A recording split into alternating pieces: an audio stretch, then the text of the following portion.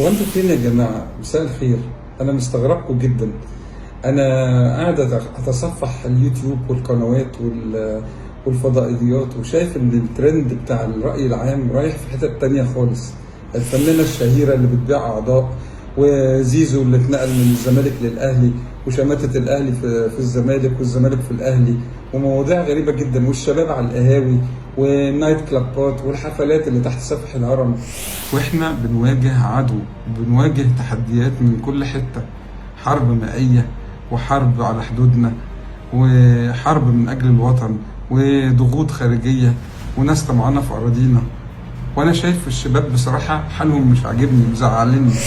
شباب الجيل اللي هو جدر الوطن وضعهم إيه؟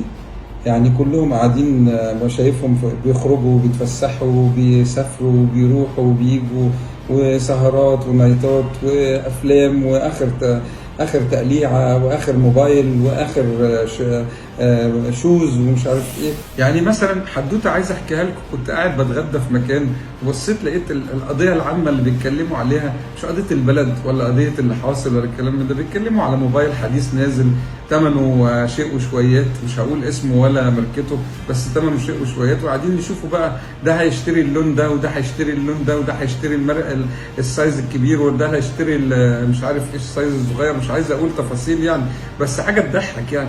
قلت لهم طب وايه؟ رحت انا داخل عليهم تدخل اختراقي كده، قلت لهم طب وايه رايكم في الاحداث اللي دايره اليومين دول؟ بصيت لقيتهم بيقولوا يا عم دماغك، ما تعرفناش، احنا جايين خارجين نتفسح.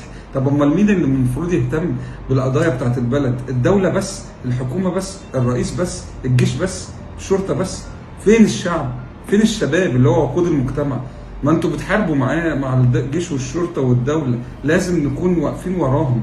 ولا انتوا مستنيين لما يحتكوا ولا يحصل لا قدر الله اي صدام ولا يحصل حرب وتبتدوا تقولوا يا لهوي ايه اقتصاد الحرب ده؟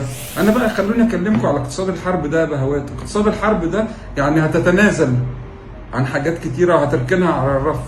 مش هتشتري الموبايل، مش هتشتري عربيه جديده، مش هتنزل تسهر، مش هتروح تسافر بره في الصيف ولا تروح تصيف في الساحل الشمالي، مش هتقدر تغير اللبس بتاعك كل سنه، هتبقى في حاله تقشف شويه عشان دي حاله اقتصاديه هتمر بيها الدوله كلها. كل واحد هيتوقف على اللي هو عنده، مش هيقدر يطور من نفسه غير ان هو يكون انسان منتج ومساعد للدوله بس. لان الدوله هتحتاج كتير من العمل علشان خاطر تخوض معارك زي دي، ومن غير الشعب مش هنقدر، لا جيش ولا شرطه هيقدروا يكملوا. ده الشباب الولاد الناس الاغنياء وكده. طب والناس الولاد الناس الغلابه اللي تعبانين في حياتهم وشقيانين، مش بيفكروا في اي حاجه غير في رغيف العيش، وهيقضوا اليوم ازاي وهيعملوا ايه وبكره في ايه وبعده في ايه. وطبعا ده طبيعي، بس برضو اتليست يكون في يعني جزء من المعرفه، او فاهمين المواطن رايح لفين. اي حد تيجي تكلموا في المواضيع العامه السياسيه يقول لك يا عم دماغك، انا ماليش في السياسه، وبقول لك ايه ما تكئبنيش، ماليش دعوه، ما بتابعش ومش عايز اتابع ومش عايز اعرف. امال مين اللي عايز يعرف؟ اللي هيتصدم مره واحده لو حصل اي صدام من اي نوع مع اي دوله او اي حد طمعان فينا من اي جهه؟